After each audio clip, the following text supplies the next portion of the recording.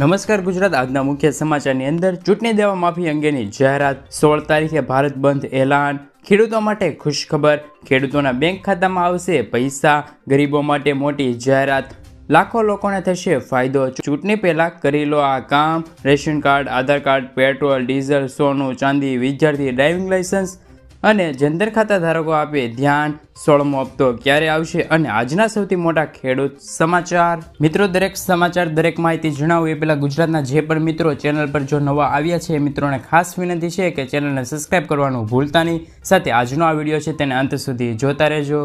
મિત્રો, અત્યારના તાજા સમાચારની અંદર વાત કરીએ તો ચૂંટણી દેવા માફી અંગેની જાહેરાત, ખેડૂતો માટે સૌથી મોટા સમાચાર સામે આવ્યા છે. ખેડૂતોના દેવા માફીને લઈને મોટા સમાચાર સામે આવ્યા છે. ગુજરાતના કુલ 43 લાખ ખેડૂતો એવા છે કે જેમના માથે અત્યારે દેવું છે. આ ખેડૂતોનું દેવું એમનેમ નથી થયું. કેટલીક કુદરતી આફતો વારંવાર આવી છે, અતિવૃષ્ટિ સર્જાઈ છે, ખેડૂતોના પાક નિષ્ફળ ગયા છે, વાવાઝોડાનો સામનો કરવો પડ્યો હતો ખેડૂતોને નકલી બિયારણનો સામનો પણ કર્યો છે, જેના કારણે મિત્રો પાક નિષ્ફળ જાય છે. આ તમામ આફતોના કારણે ખેડૂતોના પાક નુકસાન થાય છે. ખેડૂતોને પૂરતું વળતર મળતું નથી, સરકાર પણ પૂરતું વળતર આપતી નથી. આ બધાને લીધે ખેડૂતોએ લોન લેવી પડે છે. મિત્રો, ત્યારબાદના સમાચાર, 16 ફેબ્રુઆરીએ ભારત બંધ એલાન, ભારતીય કિસાન યુનિયનના રાષ્ટ્રીય પ્રવક્તા રાકેશ ટિકૈતે 16 ફેબ્રુઆરીએ ભારત બંધનું આહવાન કર્યું છે. તેમણે ખેડૂતો અને દુકાનદારોને પણ અપીલ કરી છે.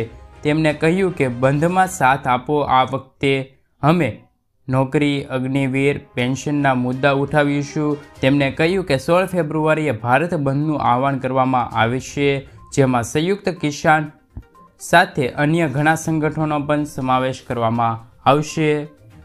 મિત્રો, આગળના સમાચારની અંદર વાત કરીએ તો લાખો લોકોને થશે ફાયદાઓ સાથે નવા નિર્ણય. નવા વર્ષ ફોનપે, પેટીએમ, ગૂગલ પે અને યુપીઆઈ દ્વારા ટ્રાન્ઝેક્શન કરવા માટે સારા સમાચાર આવ્યા છે.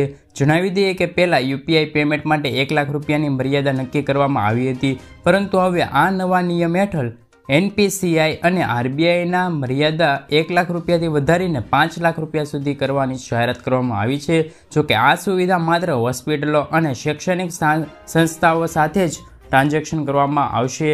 આ સુવિધા યુપીઆઈ પેમેન્ટ એપ યુઝર માટે 10 જાન્યુઆરીથી પણ શરૂ કરવામાં આવી હતી.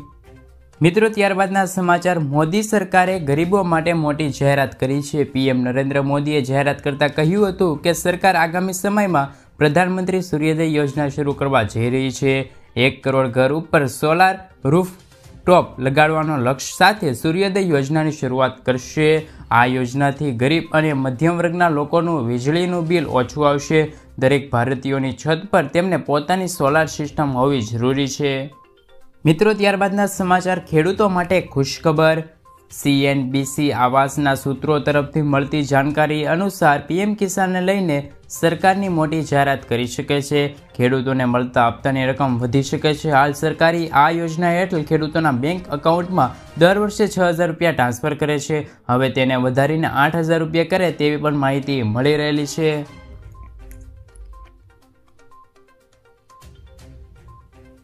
મિત્રો, ત્યારબાદના સમાચાર, ગામડાઓને ચેતવણી. ગોચરન જમીન પર દબાણને લઈને વિકાસ કમિશનનું કડક વલણ. વિકાસ કમિશન દ્વારા રાજ્યમાં તમામ ડીડીઓને પત્ર લખીને સૂચન કર્યું છે કે ગ્રામ પંચાયત સ્તરે ગોચરન દબાણ દૂર કરવા માટે તેમજ ગ્રામ્ય સભા અને પંચાયતની મિટિંગોને વિસ્તૃત ચર્ચા કરવી તેમજ દબાણ રજિસ્ટરમાં દબાણની નોંધણી કરવી. જે કર્યા બાદ દબાણ દૂર કરવા સાથે નિયમ અનુસાર. મિત્રો, ત્યારબાદના સમાચાર, રેશન કાર્ડ ધારકોને ફાયદો. એનએફએસએ કાર્ડ ધારકો માટે આવક મર્યાદા 1.5 લાખથી વધારીને 2 લાખ સુધી કરવાનું સરકાર વિચારધારણા કરી રહી છે. હાલ આવક મર્યાદા 1 લાખ રૂપિયા છે. સરકારના આ આવક મર્યાદા વધારવાનો નિર્ણય બાદ તેમની સંખ્યા પણ વધશે. જ્યારે વધારે ખેડૂતોને લાભાર્થી છે તેમને રેશન કાર્ડ કાઢી આપવામાં આવશે અને ચૂંટણી આવતા પ્રધાનમંત્રી ગરીબ કલ્યાણ યોજના હેઠળ મફત અનાજ પણ આપવાની જાહેરાત કરી શકે છે. મિત્રો, ત્યારબાદના સમાચાર, આધાર કાર્ડમાં મફત કરી લો આ કામ. જો તમારું આધાર કાર્ડ 10 વર્ષ જૂનું છે તો તમે તેમને અપડેટ કરાવી શકો છો. સરકાર 14 માર્ચ 2024 સુધી આધારને મફત અપડેટ કરવાની સુવિધા આપી રહી છે. માય આધાર પોર્ટલ પર આધારને મફત અપડેટ કરાવી શકો છો. આ સિવાય તમે સીએનસી સેન્ટર પર જઈને પણ આધાર કાર્ડને મફતમાં અપડેટ કરી શકો છો.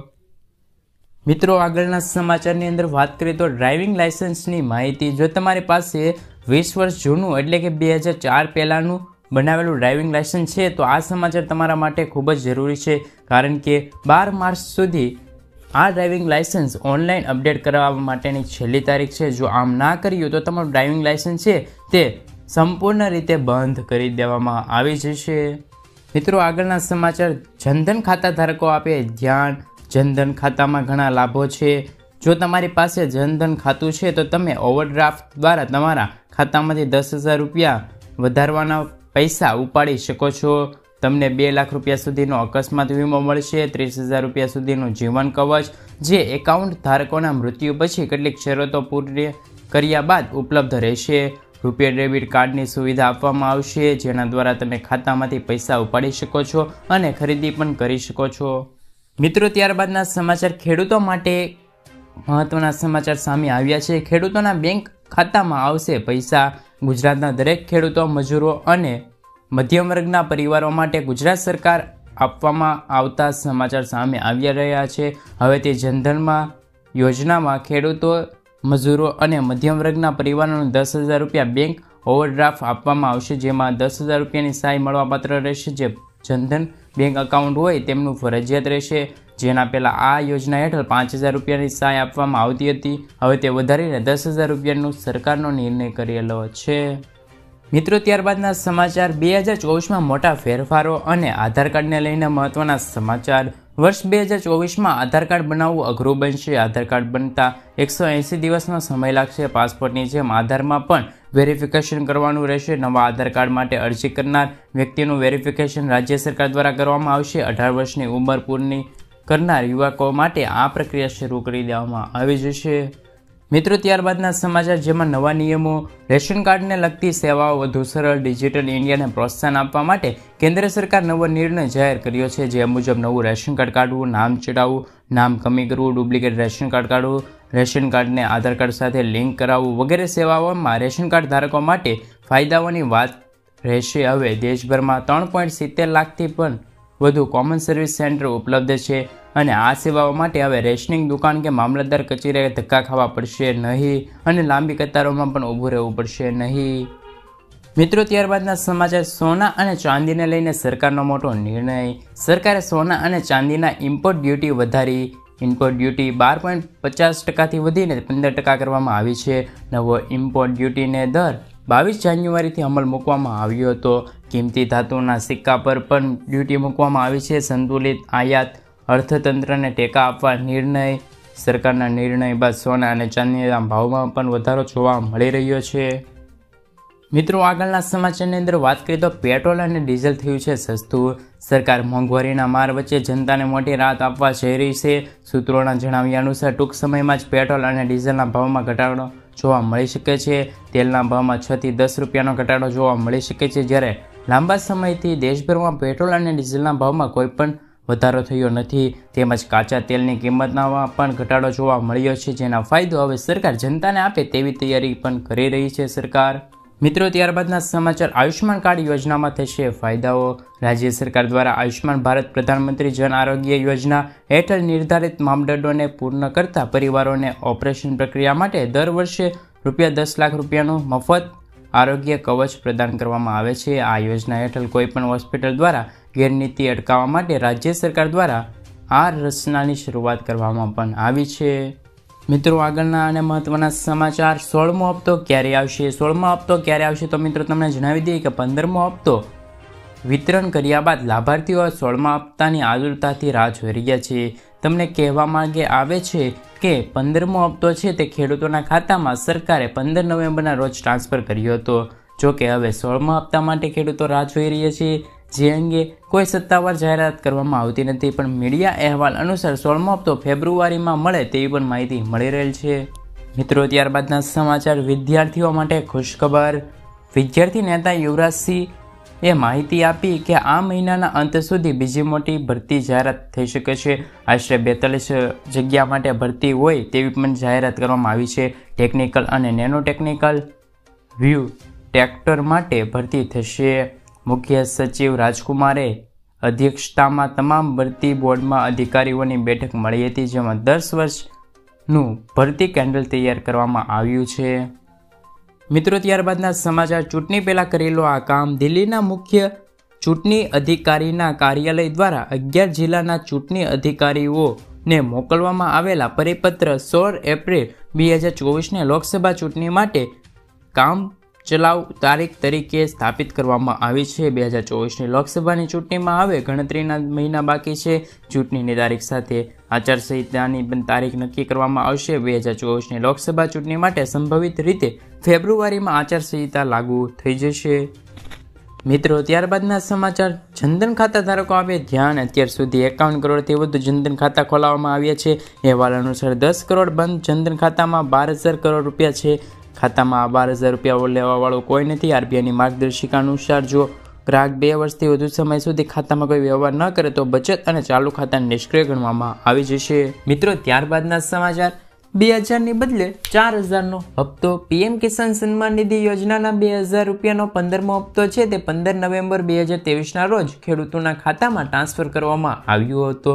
પીએમ કિસાન યોજનામાં આ યોજના હેઠળ આવેલા દરેક હપ્તા 4 મહિનાના અંતરાલ સાથે ચૂકવવામાં આવે છે. જે મુજબ 15મો હપ્તો 15 નવેમ્બરના રોજ ખેડૂતોના ખાતામાં તો મોકલવામાં આવ્યો જ હતો, પરંતુ હવે ખેડૂતોના મનમાં એક સવાલ છે કે ખેડૂતોને 16મો હપ્તો ક્યારે આવશે. તો 16મા હપ્તાને લઈને મહત્વના સમાચાર ગણાય તો 2,000ની બદલે 4,000 રૂપિયા છે તે ખેડૂતોના ખાતામાં ચૂંટણી પહેલા ટ્રાન્સફર કરી દેવામાં આવી શકે છે. મિત્રો, ત્યારબાદના સમાચાર.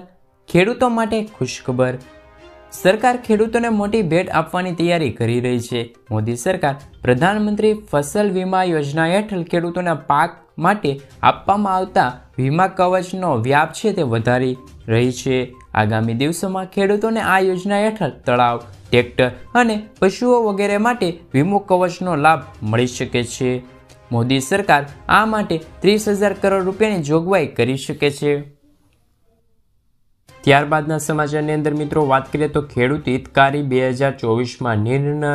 જમીન રિસર્ચ અને પ્રેમોલેગ્નેક્સબાદની સમિતિ સુધારીને લઈને સરકારનો મહત્વનો નિર્ણય સામે આવ્યો છે. જે ક્ષતિ સુધારવાને લઈને સમય મર્યાદા વપરાય છે. અત્રે જણાવ્યું કે 1 વર્ષનો સમયગાળો વધાર્યો છે. 31 ડિસેમ્બર 2024 સુધી સમય મર્યાદા વધારવા અંગે મહેસૂલ વિભાગે નોટિફિકેશન બહાર પાડ્યું છે. અને રીસર્વેમાં કઈ કઈ ભૂલો છે, ખેડૂતોના નામે બદલાયા છે, ખેડૂતોનું નામ નકલી ગયું છે, ક્ષેત્ર ઘટી કે વધી ગયા છે, કબજામાં ફેરફાર થયા છે, નકશામાં ફેરફાર થયા છે, ગામની આકારણી પણ બદલાઈ છે કે નહીં, તમામ માહિતી તેમાં મળી જશે. ત્યારબાદના સમાચારની અંદર વાત કરીએ તો 2028 સુધી મફત અનાજ મળતું રહેશે. મોદી સરકાર દ્વારા દેશમાં 81 કરોડ રેશન કાર્ડ ધારકો માટે મોટો નિર્ણય લેવામાં આવ્યો છે. જે નિર્ણય ગુજરાતના 71 લાખ રેશન કાર્ડ ધારકોને પણ મોટો ફાયદો થશે. નિર્ણય મુજબ 2028 સુધી મફત અનાજ મળતું રહેશે. આ યોજનાનું નામ પ્રધાનમંત્રી ગરીબ કલ્યાણ અન્ન યોજના છે. આ યોજના કોરોના કાળમાં શરૂ કરવામાં આવ્યો હતો. આ યોજના મુજબ 5 કિલો ઘઉં અને ચોખા આપવામાં આવશે. તો મિત્રો, અત્યારના તાજા સમાચારની અંદર વાત કરીએ તો રેશન કાર્ડ ધારકોને મોટી ભેટ. ગુજરાતમાં આવતા મહિનેથી જ રેશન કાર્ડ ધારકોને જાડું અનાજ મફતમાં આપવામાં આવશે, તેમજ ચોખાના જથ્થામાં કાપ મૂકવામાં આવશે. તો મિત્રો, સૌપ્રથમ રેશન કાર્ડ ધારકો માટે બાજરી, મકાઈ, જુવાર અને રાંગી જેવા ધાન્ય મફત અનાજ આપવામાં આવે તેવી માહિતી મળી રહેલી છે. રેશન કાર્ડ ધારકોને ખૂબ જ સારા સમાચાર ગણી શકાય તેવા પણ સમાચાર આવી રહ્યા છે, કારણ કે 2024માં લોકસભાની ચૂંટણી છે. ત્યાં પહેલાં ખેડૂતોને અને સામાન્ય નાગરિકોને મફતમાં અનાજ આપવામાં આવશે. મિત્રો, ત્યારબાદના સમાચાર કે 2024 હવે ઘરે ઘરે લાગશે સ્માર્ટ મીટર. વીજળી ક્ષેત્રે ફેરફારો સંદર્ભમાં કેન્દ્રીય વીજ મંત્રાલયનો આદેશ આપ્યો છે. ગુજરાત સહિત તમામ રાજ્યોને માર્ચ 2025 સુધીમાં ક્રમશઃ વીજ ગ્રાહકોના પ્રવર્તનો મલ્ટીનો બદલી તેમના સ્થાને સ્માર્ટ મીટર લગાડી શકાય તેવો આદેશ આપવામાં આવ્યો છે. સ્માર્ટ મીટર લગાડવાનો કાર્ય 3 મહિના સુધી ચાલે તેવી માહિતી મળી રહેલ છે, જેમાં ગ્રાહકોએ કોઈપણ ખર્ચ ભોગવવો નહીં પડે.